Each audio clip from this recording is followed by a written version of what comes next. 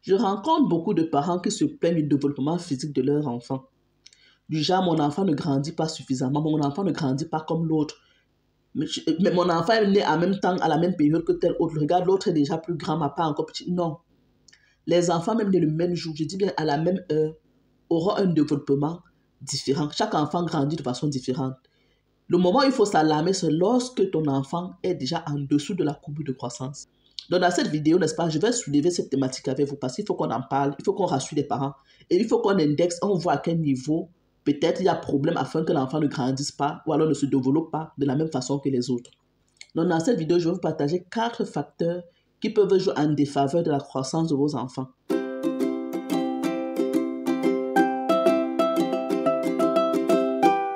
Coucou la famille et bienvenue sur ma chaîne. Blandine est mon nom et sur cette chaîne Défi des parents, je te parle de toutes les thématiques en rapport avec la parentalité. Parents, enfants, nous en parlons ici.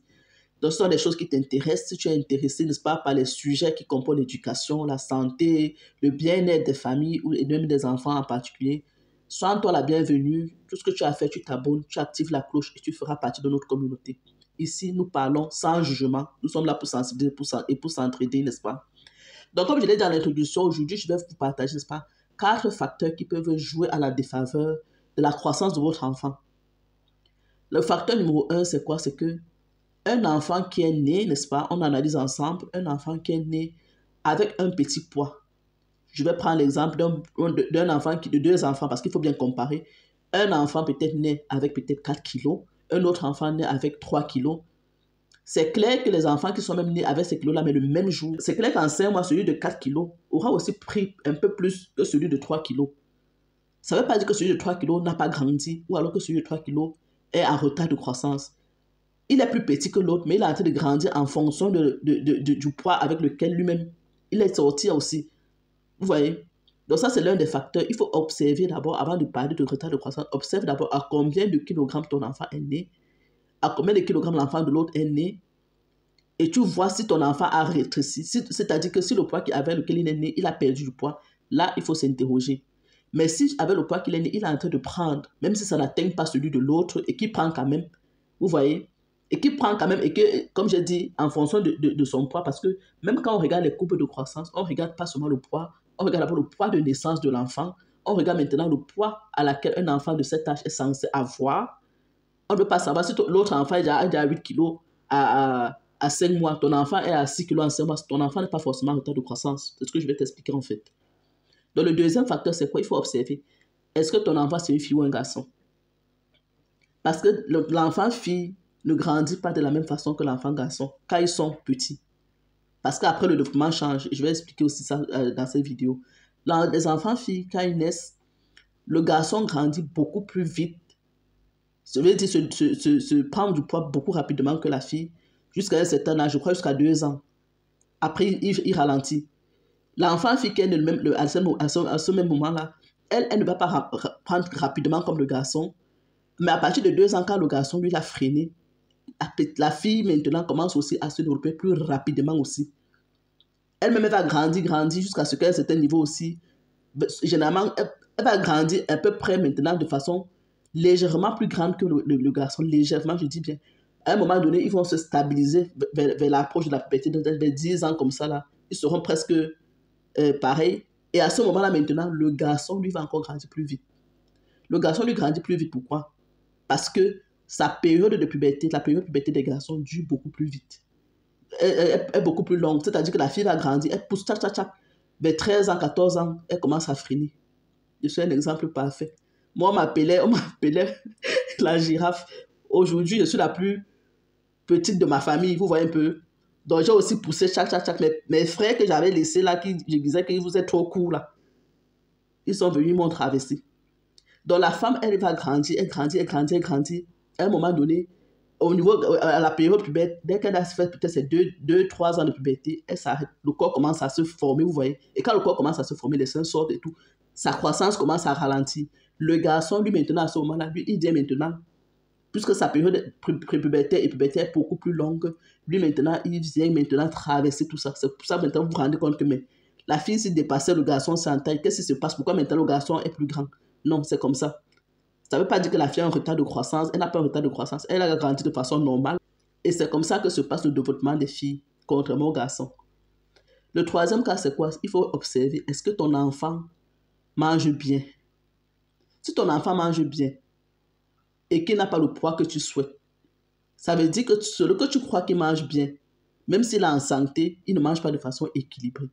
Il faut peut-être commencer à observer combien de lipides ou bien de glucides je lui donne, combien de protéines, est-ce qu'il prend assez de fruits, vous voyez? Parce que parfois, on a l'impression qu'on veut seulement pomper l'enfant. Tu prends l'enfant, tu mets au sein, tu dis qu'il faut que je veux un gros bébé, l'enfant doit boire, l'enfant doit manger et tout. Mais toi-même, la maman, tu ne t'alimentes pas suffisamment pour apporter les nutriments nécessaires à ton sein, à ton lait, je veux dire. Donc, ce n'est pas l'intention n'est pas de seulement donner le sang à l'enfant, mais de donner la qualité du lait à l'enfant. Parce que si tu ne t'alimentes pas comme il faut, genre peut-être je ne veux pas prendre le poids, je ne veux pas quoi là. Toi aussi, sache aussi que ce que tu as en défaillance avec là, même ton lait maternel aussi, qui est censé être un lait complet, sera aussi un peu défaillant pour l'enfant. Et plus tu te soucies du est-ce que mon enfant grandit, cette anxiété-là aussi, ça joue sur ton bébé, ça joue sur toi. Donc, rassure-toi que les aliments que toi-même tu es en train de prendre d'abord sont des aliments qui peuvent permettre la croissance effective de ton enfant. Vous voyez ce que je veux dire? Et comme je dis toujours, nourrir l'enfant de façon pas quantitative, mais de façon qualitative. Et avec ça, l'enfant pourra grandir de façon... Si l'enfant avec ça ne grandit pas normalement, c'est qu'il doit avoir un problème de santé. Et là, il faut consulter déjà le médecin. Le quatrième point que je vais aborder avec vous, c'est le point de l'hérédité. Si tu as tes parents qui sont petits, et aussi tu fais l'enfant maintenant, peut-être tes parents sont petits, toi-même tu es petite ou petit, et tu fais ton enfant qui est aussi petit. Pourquoi tu veux te plaindre de retard de croissance? Là, ce n'est pas un retard de croissance. C'est juste un gène qui est en train de se perpétuer en fait. Là, même si tu vas nourrir l'enfant n'importe comment, tu vas faire n'importe comment, l'enfant ne pourra pas dépasser le seuil de la taille qui lui est appropriée pour son âge. Une famille où peut-être tout le monde a peut-être 1m40 ou 1m50, ils ne vont pas tellement forcément s'attendre à avoir un enfant qui aura 1m70 demain. Là, toi aussi, tu dois savoir qu'en fonction de comment ton enfant est en train de grandir, de voir que ton enfant, tu regardes l'autre, tu sais qu'ok, mon enfant n'a pas forcément un retard de croissance, bien que ça l'est, mais scientifiquement, tu dois comprendre que ce n'est pas pour toi un retard de croissance parce que c'est un développement pour l'enfant normal d'après ses gènes en fait. C'est pour ça que je dis que ce n'est pas un retard de croissance effectif. Mon enfant grandit comme ça parce que dans notre famille, nous sommes comme ça. Vous voyez ce que je veux dire? Bon, j'espère que je vous ai un peu édifié avec cette vidéo. Et comme je dis toujours, il ne faut pas, on ne certifie pas le retard de croissance d'un enfant tant qu'on n'a pas consulté le médecin pour lui demander. Parce que le médecin, en fonction de la courbe, il va te dire si ton enfant est en dessous de la courbe ou s'il est en dessus. Et comme je dis, même quand on est en dessous de la courbe, si on est en dessous d'une seule courbe, on n'est pas en retard de croissance. On parle de retard quand on a maintenant, on va dire 2 courbes en dessous. Là, on est en retard de croissance. Vous voyez? Donc, c'est mieux quand tu doutes beaucoup, au lieu de rester là chercher à donner tellement de nourriture à l'enfant, tu vas donner la bouillie le matin, donner le soir, ça n'apporte rien. Parce que là, tu es en train de vouloir seulement déranger le tube digestif de l'enfant et à la fin, ça n'apporte que des maladies, vous voyez. Donc, observe le développement de ton enfant et ne le compare pas forcément avec l'autre enfant. Avant, si tu veux même comparer, regarde les critères dans lesquels ils sont nés. Est-ce que ton enfant est né de façon prématurée? Est-ce que ton enfant est né de la même façon que l'autre? Est-ce qu'ils avaient le même poids à la naissance? Est-ce que c'est une fille ou un garçon, pardon? Observe tout ça avant de te situer sur la barre, ok, mon enfant est en retard de croissance ou pas. Donc vraiment, les parents, arrêtons de stresser. Parce que quand on stressant sur ces petits détails-là, nous-mêmes, on se fait du mal pour rien. Ton enfant grandit, s'il est en santé et que le pédiatre ne t'a pas dit que ton enfant est en retard de croissance, arrête d'observer les enfants des autres et dis-toi, tout va bien. D'accord? Bon, c'est ce que je voulais partager avec vous aujourd'hui. Et puis, bon, comme d'habitude, j'attends vos avis en commentaire, vos likes, vos partages. Et si tu n'es pas encore abonné, c'est le moment. Alors, on va se dire à la prochaine. Ciao, ciao.